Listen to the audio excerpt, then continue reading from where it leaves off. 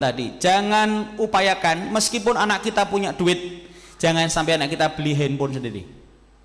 Jadi otoritas ada pada tangan Bapak. Kapan boleh, kapan tidak, yang menentukan Bapak. Kalau dipakai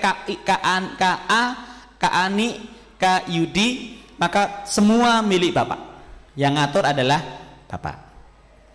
Pertama jelas ya, harta itu milik orang tua. Bahkan harta anak pun milik orang tuanya. Istri milik suaminya, suami milik ibunya. Itulah dalam bahasa agama kita. Yang kedua, anak sebaiknya diupayakan tidak beli paket data sendiri. Yang beliin orang tua.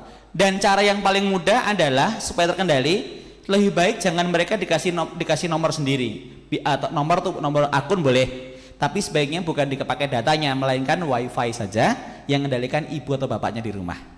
Ini yang kedua. Yang ketiga, sepakati kapan waktu-waktu yang boleh untuk buka handphone. Kalau yang pagi, online jam berapa? Ya online jam berapa? Nah kemudian sore, siang jam berapa? Kapan boleh diberi waktu istirahat setengah jam saja untuk boleh buka handphone yang ia sukai? Apakah game? Apakah nonton YouTube? Apa mungkin snack video atau aplikasi medsos lainnya boleh dibuka, waktunya dibatasi setengah jam aja sehari. Nanti yang lain main time-nya untuk ngaji, untuk belajar tetap. Nanti tapi ada waktu istirahat berupa bermain dengan gadget tadi supaya ada kanalnya, ada katarsisnya dengan keinginan handphone tadi. Nah, tetapi yang jelas handphone kembali milik Bapak dan tidak boleh di-password. Orang tua harus tahu kalau ada akun passwordnya apa. Buat apa? Karena kita harus melakukan pelacakan secara historis apa yang pernah disinggahi anak-anak. Belajarlah bagaimana cara membuka YouTube, apa aja yang dilihat anak sedangkan YouTube tadi. Jangan-jangan yang ditonton adalah pola tingkah orang dewasa yang rusak, yang kemudian akan menjadi pelajaran yang terlampau dipaksakan awal oleh anak-anak yang seharusnya nggak mereka ketahui. Misalnya adalah pornografi, porno aksi. Tadi Pak Pari mengatakan itu namanya narkolema, dampaknya lebih dahsyat dibandingkan narkoba. Kenapa? Anak nonton pornografi, porno televisi di YouTube atau di medsosnya, akan di otak bagian depannya akan dibanjir namanya dopamin, sebuah hormon yang menimbulkan rasa bahagia, happy gitu ya. Tapi kalau nggak terkendali bisa merusak kondisi sel-sel saraf anak kita, neuron, ada dendritnya, ada aksonnya, sehingga kan rusaknya seperti tabrakan mobil dengan tembok besar sehingga lebih rusak dibanding ketika anak mengkonsumsi narkoba dan obat-obatan. Butreksin bukan ya. Kalau soal mabuk sih gampang, berlebihan juga mabuk. Jenengan minum kopi ember ya mabuk, ya kan? Islam mengajarkan jangan yang halal, thayyibah, dan jangan israf, lebih-lebihan. Israf itu bahaya juga. Makan nasi rong wakul ya mabuk juga, muntah-muntah juga.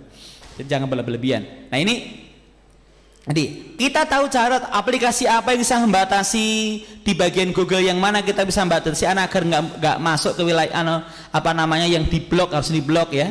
Pemerintah juga sudah melakukan pemblokiran situs tertentu ya. Tapi tentu saja para pengedar pornografi distri itu juga punya cara. Wong kita suruh nyari, gurunya coba biologi nyari nyamuk, begitu tulis nyamuk Google muncul nyamuk.com, isinya orang telanjang juga. Lalat.com lagi isinya orang telanjang juga. Jadi mereka sudah ngadang-ngadangi mau cari pelajaran apa saja, munculnya juga itu juga. Nah, untuk ini ada waktu khusus, sepakati mana boleh gunakan handphonenya dan apa yang boleh dilihat, gak boleh lihat. Tapi konsep dasarnya ini milik orang tua dan orang tua berhak mengambilnya lagi. Kemudian yang terakhir, berikan pendekatan spiritual. Contoh spiritual gini. Ingat Pak Bu, dalam kisah Nabi Yusuf, Yulaikha Imratul Aziz itu kan cantik banget, betul kan? Orang yang konon kabarnya tercantik di Mesir. Yusuf tampan banget ya kan? Kalau Anda bayangkan Yusuf seperti apa? Bukankah saya kan? Jauh ya kan? Saya sadar diri. Yusuf itu ketika masuk kamar mesti walaqad hamat biha, pengen dekat dengan Zulaikha juga, tertarik juga. Lah sudah di kamar berdua buka baju, masa nggak tertarik? Normal kan, manusiawi. Tapi yang paling penting adalah kenapa Yusuf menjadi tidak jadi menyentuh. Ia hampir menyentuh. Walaqad hamadiha. Hampir aja Yusuf terbawa arus alur syahwat itu. Tapi tiba-tiba yang ingat Yusuf adalah wajah bapaknya, wajah ibunya. Sehingga dia terbayang wajah bapaknya, sehingga dia astagfirullahaladzim meninggalkan Yulaiha. Kemudian terjadi peristiwa semakin akrab lekat antara bapak dengan anaknya, akan menjadi satu titik di mana anak tercegah dari perbuatan yang buruk. Kenapa? Kasihan melasa bapaknya. Nak, kamu jangan buka aurat dong. Kalau kamu buka auratmu, bapak nanti disiksa di neraka loh. Bukan hanya kamu saja. Kamu tega po, bapak dipendungi malaikat. Bahasa kita yang polos-polos aja. Kamu tega po, bapak nanti dibakar di neraka. Enggak tega kan? Kalau kamu sayang, pakai ya nak. Gitu. Kamu jangan pacaran ya nak, jangan tega ibu, kasihan ibu melahirkan dengan sungguh-sungguh soleha, malah kamu rusak diri sendiri. Ibu kecewa loh nak. Jadi aspirasi kita sampaikan agar yang mau maksiat terbayang yang tentang kita, sehingga dia nggak melakukan itu. Coba nak lihat tanganmu. Ini ada Asmaul Husna loh nak, angka 1881. Itu asma siapa? Allah. Di tanganmu ada Asmaul Husna. Coba tanganmu begini. Ini ada alif, lam, ha.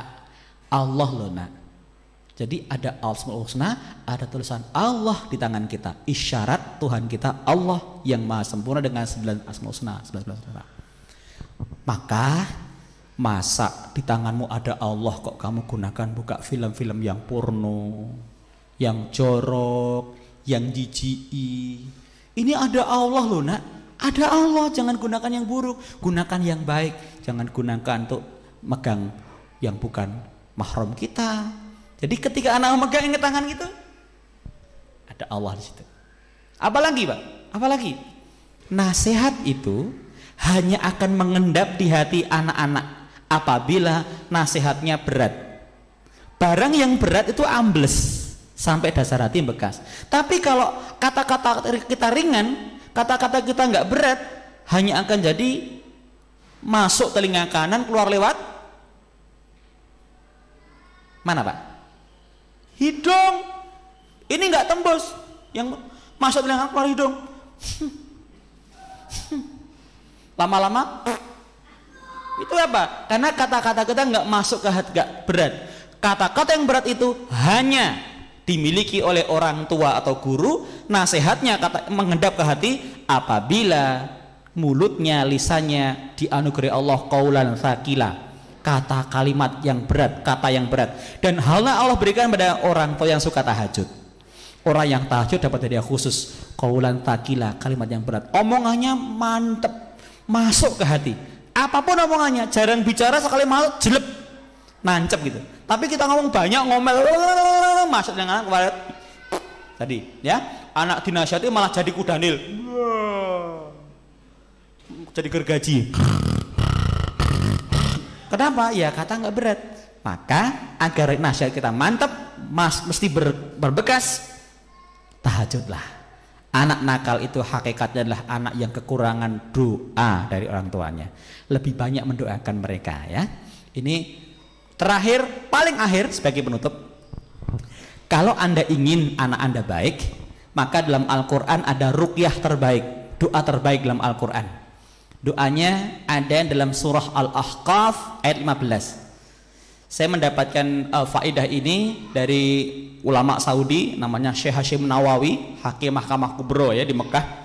Beliau bilang sama saya, Mas, kalau ada anak nakal, suka narkoba, suka pacaran, sholatnya sulit diatur, suka membantah gitu. Dalam Quran tuh ada doanya loh, kata beliau.